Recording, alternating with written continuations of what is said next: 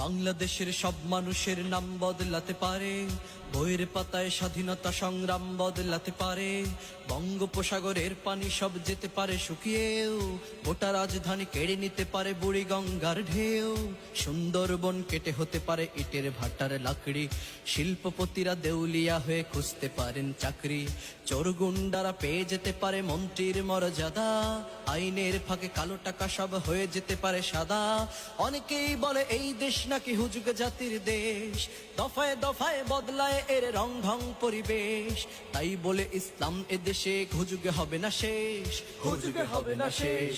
ইসলাম এদেশের পরতে পরতে জনপদে ঘরে ঘরে, ইসলাম এদেশের 90% মানুষের অন্তরে।